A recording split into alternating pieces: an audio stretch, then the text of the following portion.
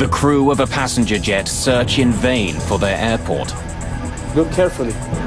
Rain is making it impossible to see. It's like missed approach. Go around. More than 200 passengers are on board.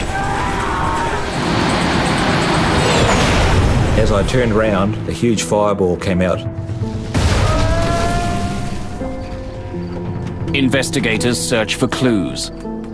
Could a vital missing piece of equipment be responsible for the crash?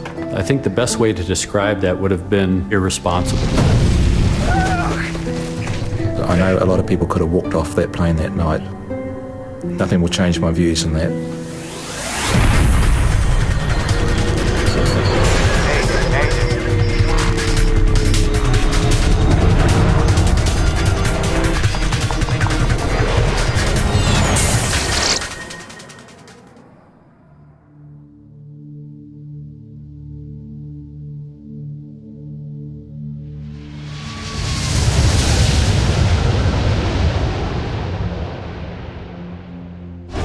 Nimitz Hill, Guam. Once the site of fierce American offensives during World War II, for over 50 years there's been peace here.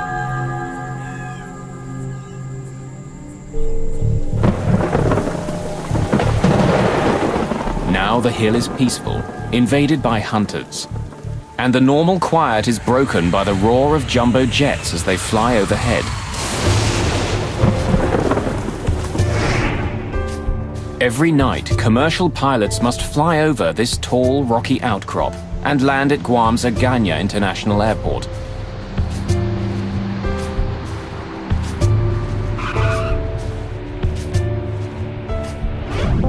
Flights come from airports all across Asia.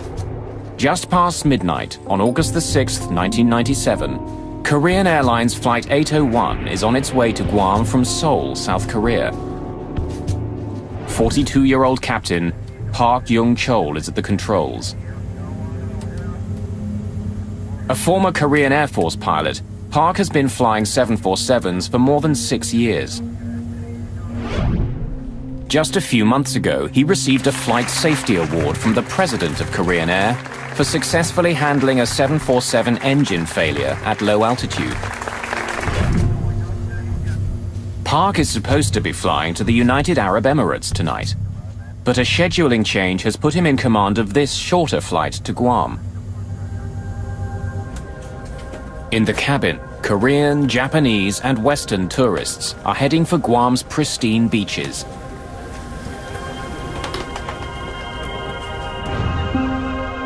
Guam is a U.S. territory run under U.S. law. The island is tiny, fewer than 600 square kilometers, but there's enough sand to keep people coming.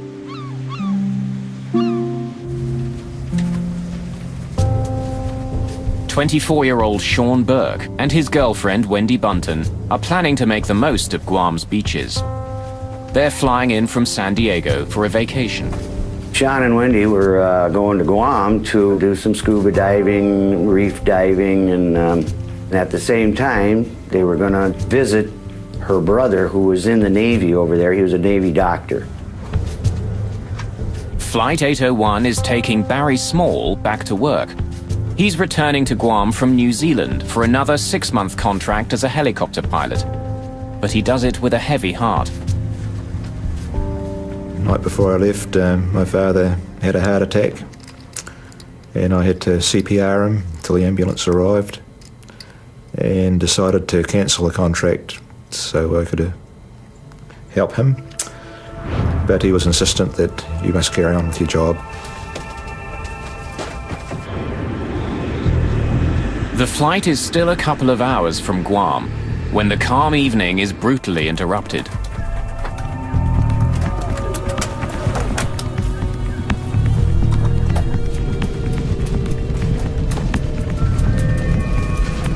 Watch the speed. It could be severe turbulence. Make an announcement to have everyone in their seats with seatbelts on. Ladies and gentlemen, this is your first officer speaking. Even an experienced flyer like Barry Small is surprised. There was no lead up to this turbulence. anybody that wasn't strapped down was going to be eaten, that's for sure. The lockers were rattling, and anything in those lockers was bound to break. It was a horrendous shudder.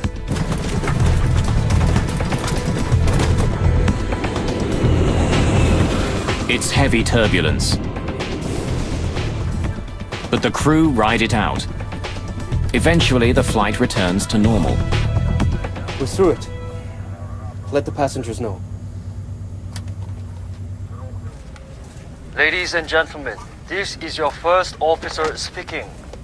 We have cleared the turbulent area.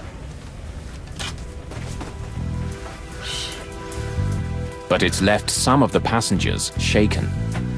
Shh. It's okay, Rika. We'll be there soon. Ma'am, if you don't mind, I'm gonna move this duty-free up here for you.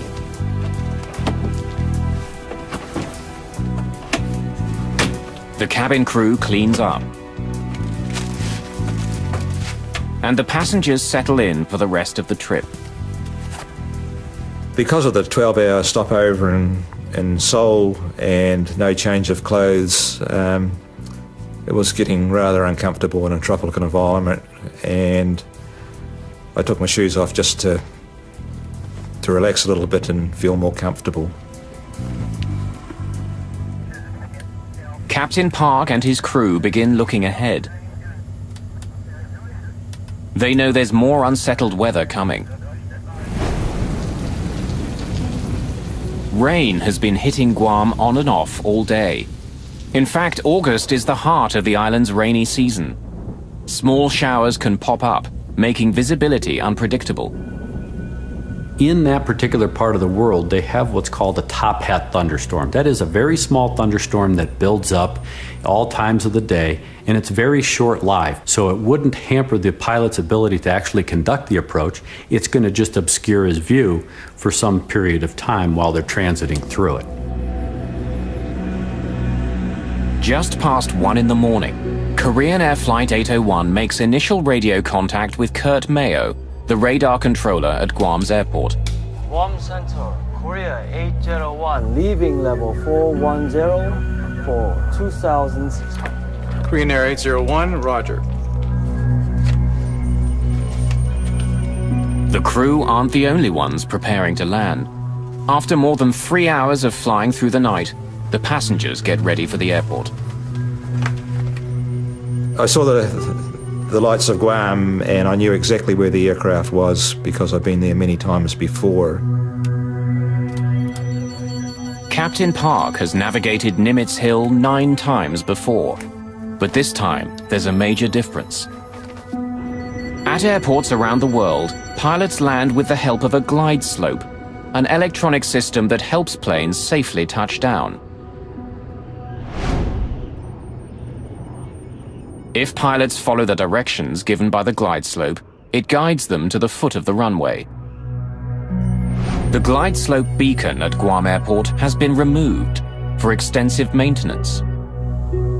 Without the airport transmitter, Park's glide slope indicator in the cockpit is useless.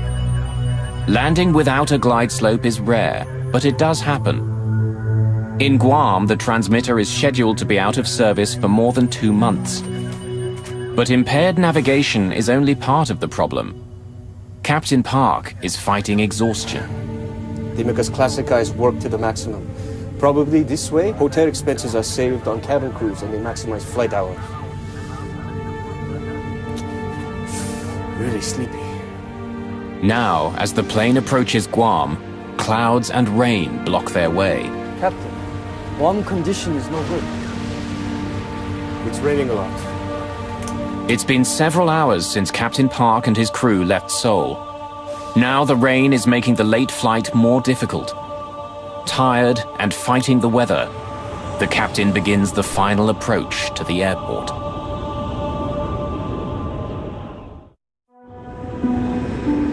August the 6th, 1997. It's close to 1:30 in the morning. On Korean Airlines Flight 801, a tired captain is preparing to land at Agana Airport on the island of Guam. In the cabin, 237 passengers are getting ready to begin their holidays or get back to work. The flight, other than the turbulence, was totally normal. We had our meals, and it was just a totally normal flight in every way. As the jet approaches Guam, an erratic storm pushes rain and clouds between the plane and the airport. It's hard to see. The captain wants to make a small change in course to avoid the worst of the weather. Request 20-mile deviation to the left as we are descending. Guam Center, Korean 801, request deviation 10 miles left of track. Korean Air 801, Roger. Veering around cloud cover, Captain Park Young-chol struggles to get a clear view of his approach. And finally, he sees what he's been looking for. It's Guam. Guam. Good. Today, the weather radar helps us a lot. Korean Air 801, cleared for ILS, runway 6, left approach. Glide slope unusable. Air traffic controller Kurt Mayo reminds the crew that the airport's glide slope equipment is out of service. It would normally help them find the runway, but since it's under repair, it isn't sending out any signals. Then, with the crew in the middle of their landing sequence, something unexpected happens. The glide slope appears to come to life. Is the glide slope working? The glide slope, yeah? Yes. Yes, it's working. Why is it working? It's a confusing moment. Unsure what's happening, the crew continue to prepare for their landing. 60 check, gear down. Check. Approaching 1400. Since today's glide slope condition is not good, we need to maintain 1,440. Please set it. Set. At 40 minutes after 1 in the morning, Guam controller Kurt Mayo once again makes contact with the crew. Korean Air 801, contacting Ganya Tower 118.1. He passes the plane on to the airport tower and says goodbye in Korean. 안녕히 가세요. 수고하십시오. 118.1. It's the last time he'll ever talk to the crew of the jetliner. The guy working here probably was a GI in Korea before. Aganya Tower, Korean Air 801 to intercept the localizer 6 left. Korean Air 801 Heavy, Aganya Tower. Runway 6 cleared to land. Korean 801 Roger, clear to land 6 left. Flaps 30. Flaps 30. As the plane descends, clouds and rain close in again.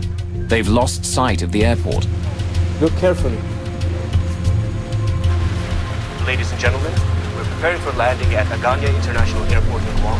Please return your seats to the upright position, fasten your seatbelts, and prepare for landing.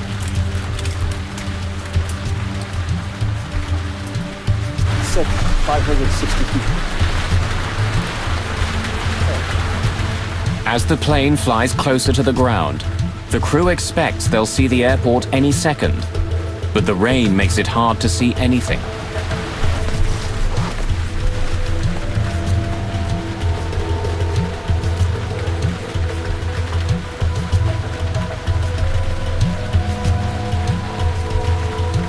Isn't the glide slope working? Wiper on. Then a computerized voice fills the cockpit. It's the ground proximity warning system, which tells the crew they're just 500 feet in the air. But they still can't see the runway.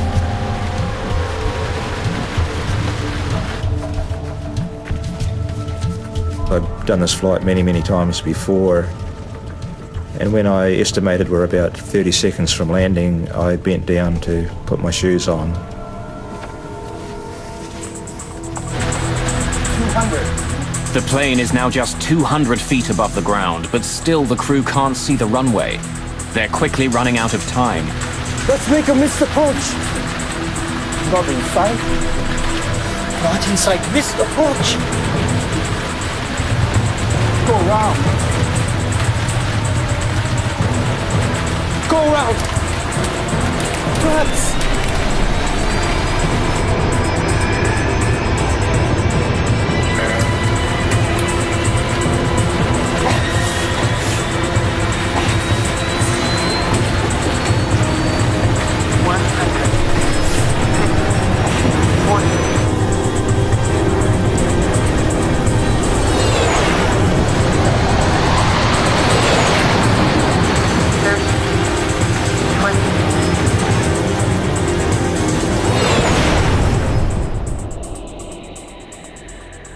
I had no doubts this was still just a normal landing, and the aircraft went on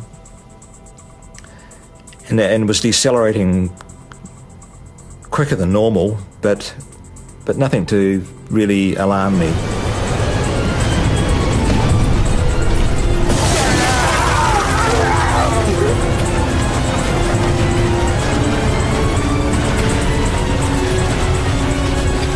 Things were getting pretty serious then. The aircraft was starting to break apart. I forced myself up to look, and there was just bottles, bags, everything you can imagine was coming out. The only way I can really describe it is like about 1,000 737s landing all at once. On a wooded hillside in Guam, the shattered plane finally grinds to a halt.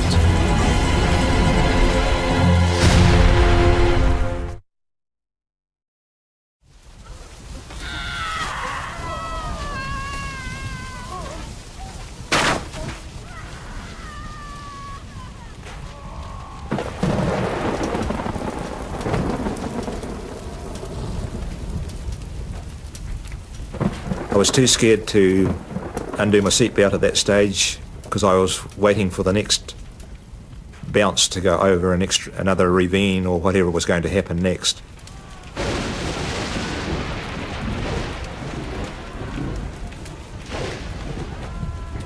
Miraculously, 11-year-old Rika Matsuda has survived and is virtually unhurt. But her mother is trapped and injured.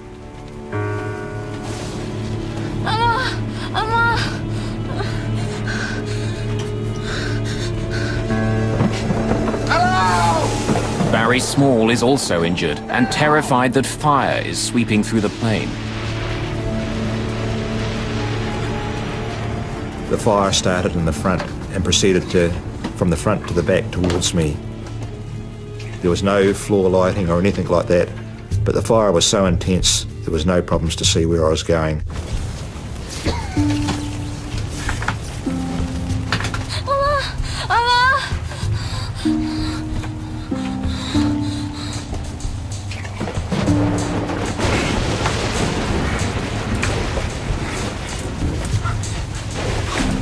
If help doesn't arrive soon, those who survived the initial crash may be trapped inside the cabin.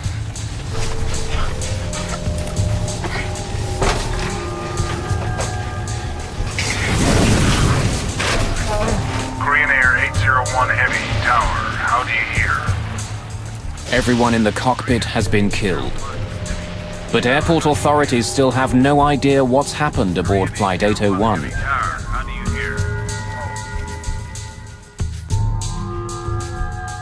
Hurt by the crash and desperate to escape the ruined plane, Barry Small stumbles towards an opening in the cabin. I got back these six seats, and then there was about a 6-foot drop down to the ground. The undercarriage had gone completely. I come across an obstacle that I had to cross because it was the only part that wasn't burning. Here, go! Get over it!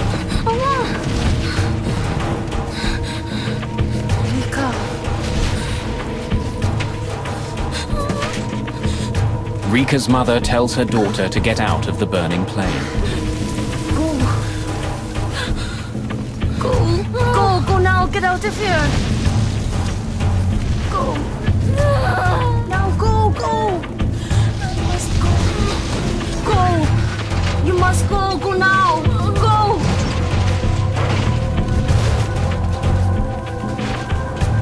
The fire is spreading quickly. As passengers struggle to deal with the disaster, rescue workers don't even know the plane's gone down.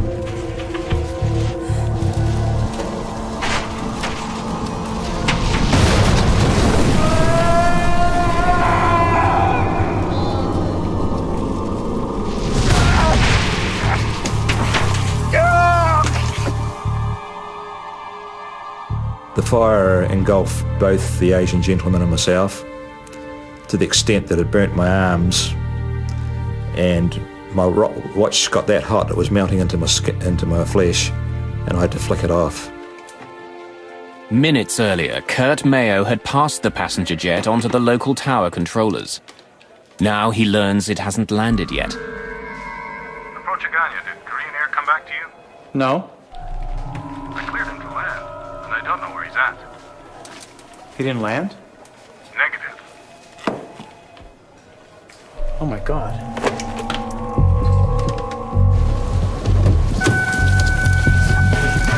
Within minutes, Guam Fire Chief Chuck Sanchez is en route. I was thinking, my God, 747, where's it at? Is it on island? Is it on sea? What is the plan here?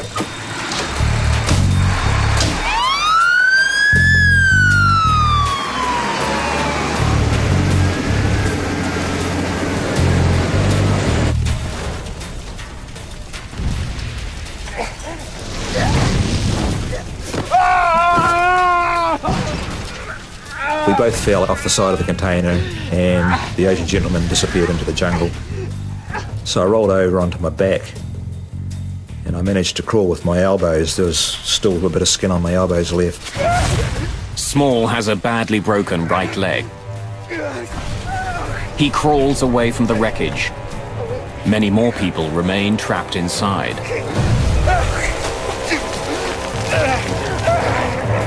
Lying there, it just sounded like a battlefield. It was just like a movie. Things were exploding short of me, going over the top of me. Things were landing beside us on fire. It's just indescribable.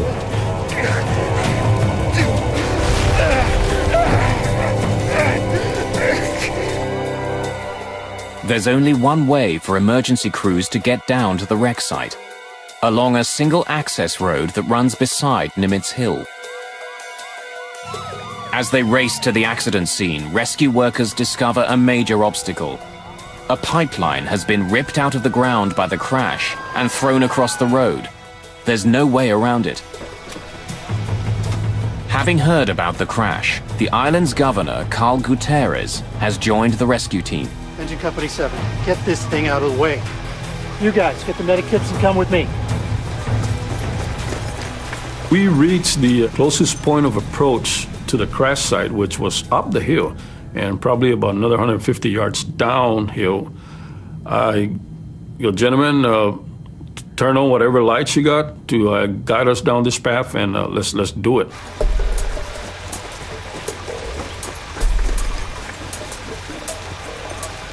We started running and just listening to the screams so we can guide ourselves because there was just nothing but overgrowth on the side of the road. At one point, I stopped him and I go, Governor, sir, I need you to make some serious decision in this operation, and I don't think I want you to move further. I'd like for you to stay on this side, and I don't want you to get hurt. Let us do this job. And he goes, no, I want to help you guys. At the site of the crash, flames are devouring the wreckage.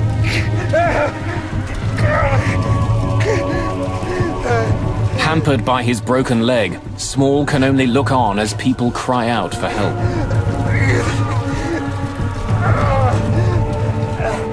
I lay at that bank for the whole night during that time, hearing people call out in a foreign language, which initially sounded like good, healthy calls for help, then turned into screams as the fire got more intense.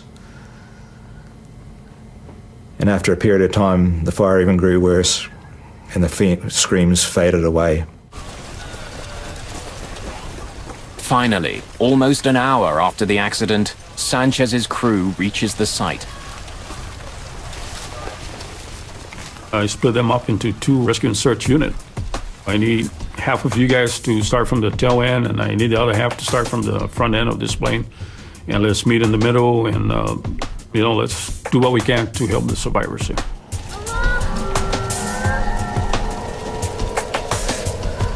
Guam's governor, Carl Gutierrez, sees Rika Matsuda all alone and crying out for her mother.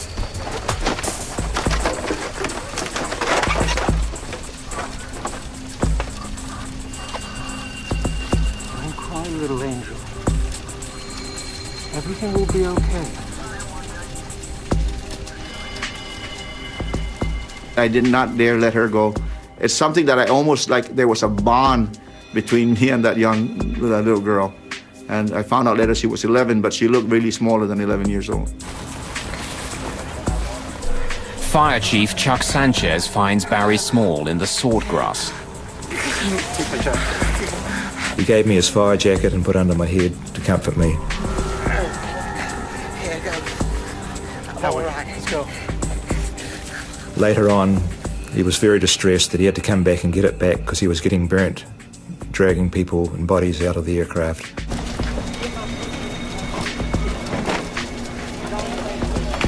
We were cutting trees to use for splint. We were taking off our protective gears to cover the survivors.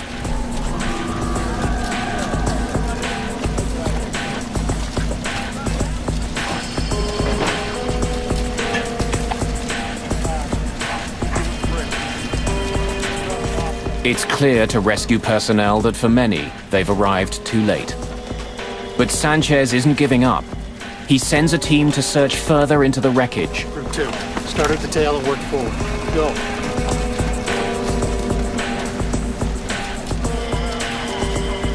All I heard was this large explosion, man, right where they were at.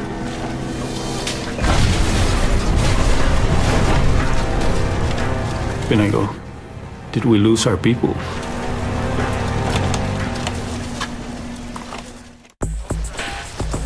A Boeing 747 has crashed on a rugged hillside in Guam, just a few miles short of the airport. There were 254 people on board. Rescue workers comb through the wreckage when an explosion rips through the remains of the plane.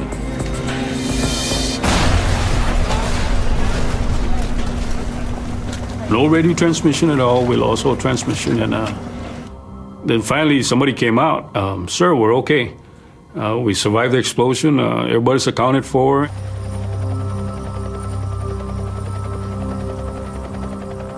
It's not until the dawn finally comes that rescue workers can see the extent of the damage.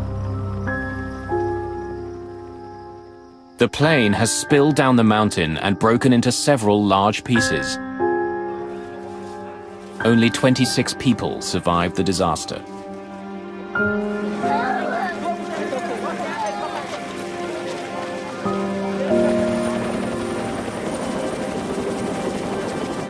Friends and family are desperate for any news.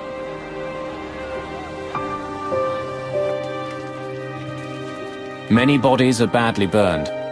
Although most of the passengers are Korean, Sean Burke and his girlfriend Wendy Bunton are among a few Americans on the flight.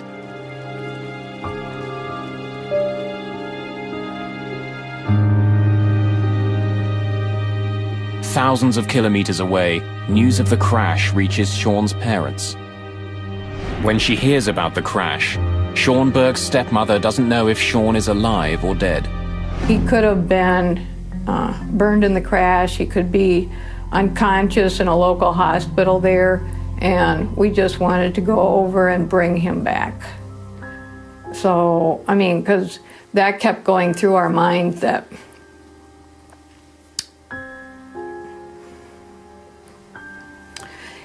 he possibly could be laying on the hillside.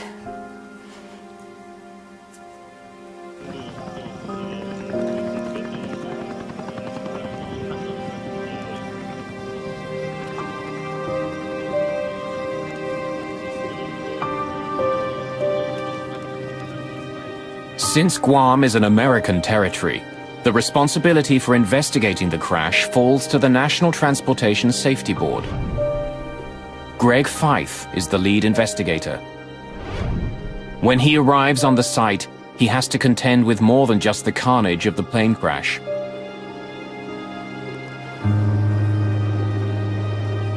Grieving family members surround the scene, making it especially difficult for investigators to work.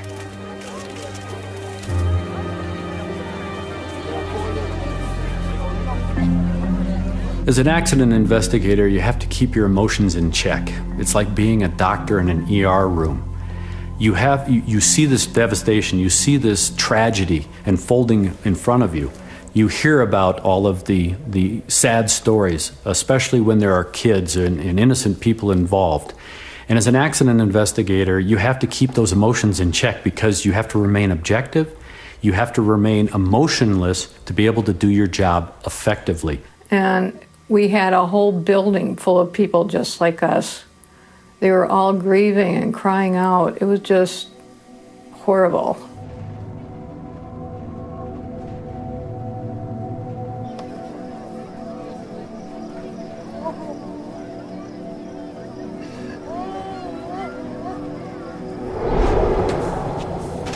One of the first things we did was we went out on site and we did what we call a site survey. We had to really get an understanding of what we were dealing with as far as the wreckage and how we were going to conduct the on-scene investigation. During the preliminary investigation, Fythe finds that large sections of the plane are almost completely intact. The airplane landed relatively under control. That is, that the pilot basically landed the airplane into the trees and into that terrain. Unfortunately, it was 3 miles from the airport. Investigators find a number of items that survived the crash and the fire that followed, including the landing chart the crew was using as it approached Guam Airport. Investigators also find Captain Park's travel bag, and in it discover a small plastic pill container. Captain Park had been prescribed a variety of drugs, including pills containing benzodiazepine, a class of drugs often used as a sedative. The pills and tissue samples from Captain Park's remains are sent for analysis. The landing chart becomes part of a growing pile of evidence.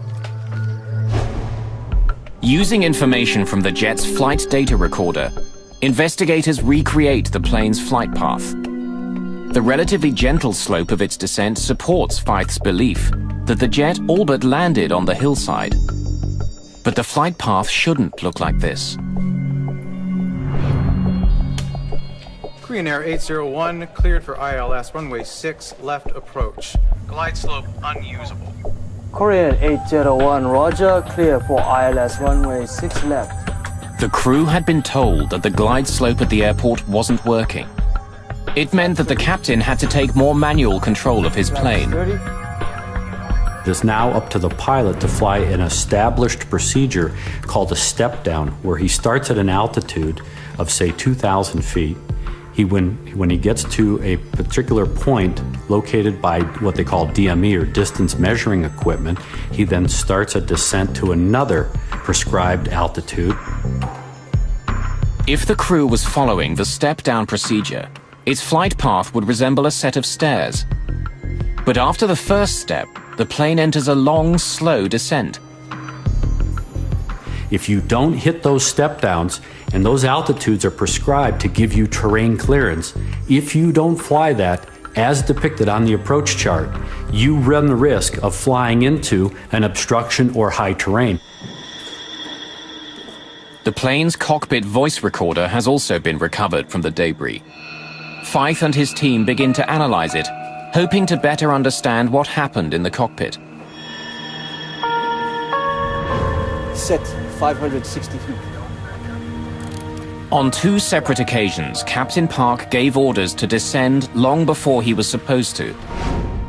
But there are other clues on the tape as well. The cockpit voice recorder provided us, the investigators, quite a bit of information. Well, one of the key elements that we found was that the flight crew appeared to be tired. Really sleepy. This was a chartered flight, so it would have put them on what we call backside of the clock flying. That is, they wouldn't be normally flying during the day, they are now flying at night. And typically your body says you should be asleep when it's dark outside. The sedatives could have made a difficult situation even worse. But when the lab results come back, they're conclusive. While he had the pills with him, there are no traces of them in Captain Park's system. When lead investigator Greg Fythe returns to the cockpit voice recorder, he focuses on the captain's discussion of the glide slope. Is the glide slope working? The glide slope, yeah? Yes. Yes, it's working. Why is it working?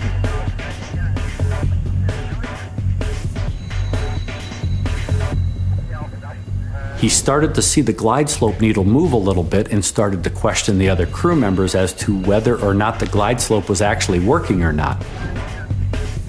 It's early in the morning. After a long flight, Captain Park is tired, perhaps confused and distracted by the unexpected readings on his glide slope. It became very apparent listening to the cockpit voice recorder that in fact he got fixated. But Fythe still doesn't understand why Park's glide slope appeared to be working. Was there a problem on this plane? Or is the equipment susceptible to problems that could affect other jets as well? To find out, he brings in navigation expert Nelson Spornheimer. I spent some time looking at the transcript, trying to determine what the navigation issues were, why a good airplane was in the wrong place, and to investigate the apparent confusion on the part of the crew who thought that the glide slope was working at least part of the time. Spornheimer sends a team of investigators to Guam. They fly over the island, trying to determine whether radio signals from a nearby military base could have acted on the plane, making it seem like the glide slope was working. Glide slope receivers can respond to non-glide slope signals, particularly when the intended glide slope signal is absent. If there are spurious signals on the channel and they contain the right information, they can cause intermittent movements of the glide slope needle. Set 560 feet. But the signals wouldn't be sustained. Like a light switch turning quickly on and off, the glide slope indicator would give periodic indications that it was working, but not for long. My conclusion was that spurious signals, whether they be from other transmitters or failed ground equipment such as personal walkie-talkies, could not cause a sustained warning flag movement. If the glide slope wasn't fully operating, why did Park believe it was? And even if he did believe it was working, why did he crash into Nimitz Hill? Isn't the glide slope working? Wiper on. As investigators continue to try to piece together the causes of the crash, Barry Small is trying to understand why he and 25 others survived. I went to touch my shoes, we hit the ground, and I was accidentally in the perfect crash position by some sort of miracle. An airline engineering apprentice and helicopter pilot, Small understands airplanes. I do firmly believe there are some changes that could be made to aircraft. Small believes that the way crossbars are built into aircraft seats caused one of his legs to break, but luck saved his other leg. My right leg went forward and crashed into the bar in front of the seat and broke. My left leg was saved by my carry bag stopping my leg going forward and hit that bar. Still able to walk on his one good leg, Small escapes while others remain trapped inside.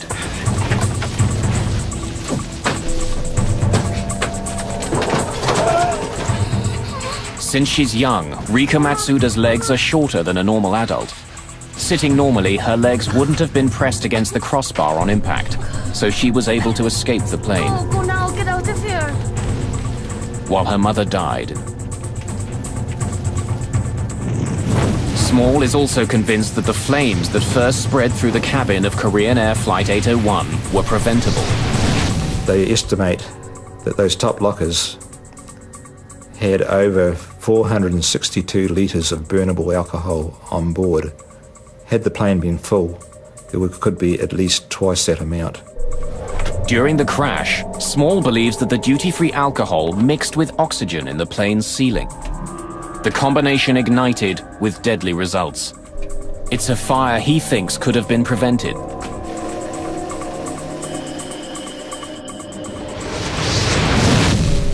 Why have this risk, alcohol and oxygen? I thought, for aircraft's about safety, and this is just a blatant breaking of the rules of safety as far as I'm concerned. As he continues to recover from the accident, Small is determined to prevent what had happened to him from happening to others.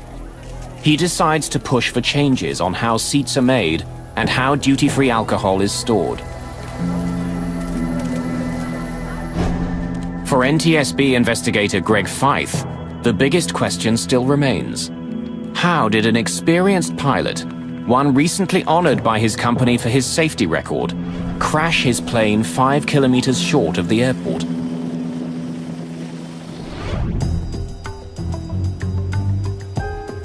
As the investigation continues, he discovers that the landing chart the crew was using was more than 6 months old and out of date. It's an indication that the crew could have been better prepared for the landing.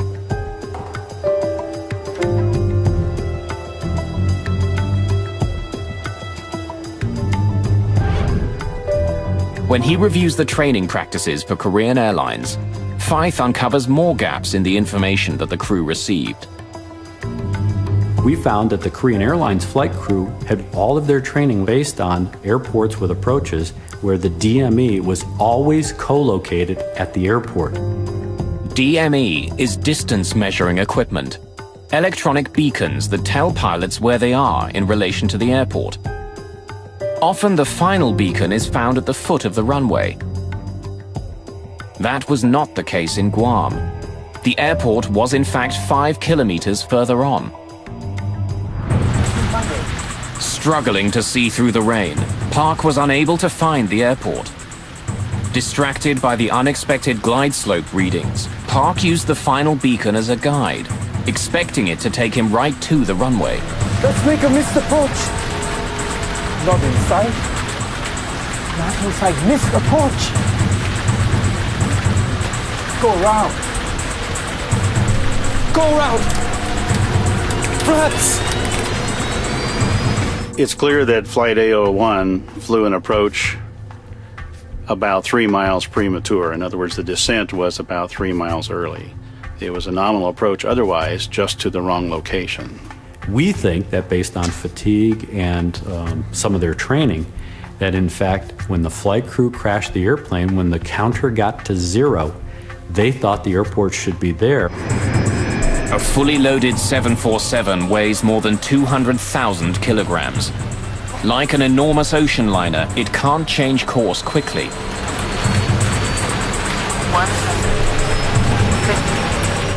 Blinded by rain and relying on their equipment, the crew of Korean Air Flight 801 thought they were heading straight at the runway. When they realized something was wrong, it was too late. As the investigation continues, Feith and his team make a startling discovery. Equipment that would have given the crew more time to react had been disabled on purpose. In August of 1997, the crash of Korean Air Flight 801 took the lives of more than 200 people.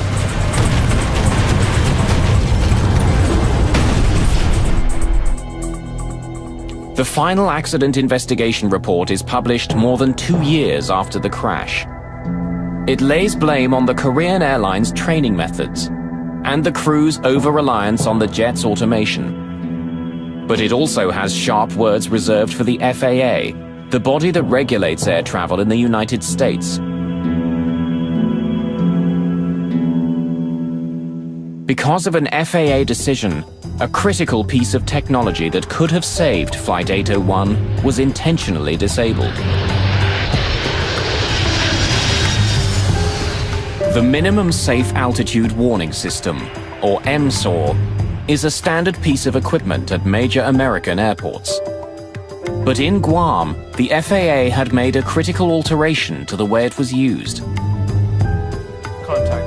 MSAW uses radar to watch the planes as they come into the airport.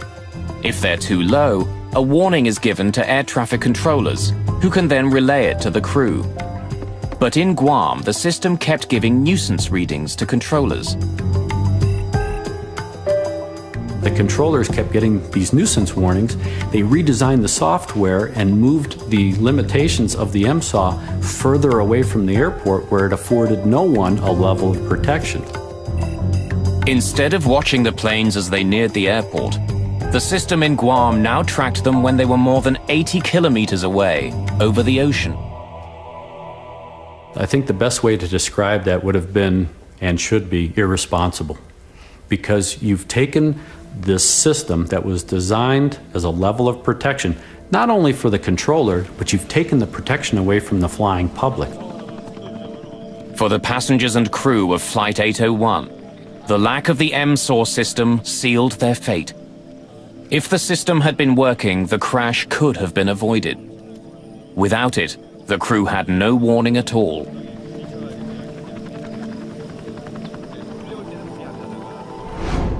The two pilots didn't want to die. They had families. No one wanted to die. We still do not blame them. The bottom line is nobody wanted to be in that situation. It was just something that happened. For Barry Small, the years since the crash of Flight 801 have been emotional and frustrating. The Civil Aviation Authority in his homeland of New Zealand has acknowledged the potential danger posed by duty-free liquor on board, but so far no policies have been changed. His desire to modify airplane seat design has also been ignored. I have taken several steps to put this idea forward, and in a lot of cases it's initially met with enthusiasm, but it eventually ends up in the too hard basket, and when I try to approach seat design people, no one wants to hear about it. Sean Burke was never officially identified as a victim of Flight 801. Wendy Bunton was positively identified, but DNA samples only proved that a white male was on the plane near her. Bill and I never gave up hope that Sean had survived the crash. Even after we came home for, I would say, a year or two, every time the phone rang, every time somebody knocked on the door, we expected a phone message saying, "Hi, Dad, this is your son, Sean." Eventually, several years after the crash, Barry Small was able to give Kathy Burke and her husband some sense of finality and an enduring image of their son. When we met him and he wanted to tell us that in the 12-hour layover in Seoul, he was wandering around and finally heard two people speaking English. And he said they were so much in love that he did not want to interrupt their conversation. For Sean's father, the deep sorrow of the crash will never completely leave. For me, the grief of Sean's loss never ends. Hasn't gotten better, hasn't got worse. Just another day.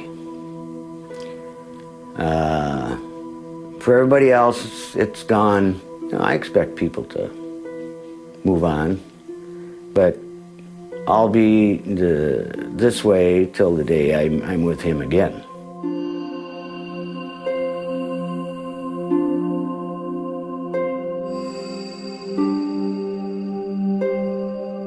For Barry Small, there is anger too, but also incredible gratitude for surviving. So many people have told me that I survived for a reason. I've been searching for that reason for 9 years now. And I truly believe if someone would listen to my story about the oxygen and alcohol and the improvement of the seats, that I could justify in my own mind that I don't have to feel guilty about surviving.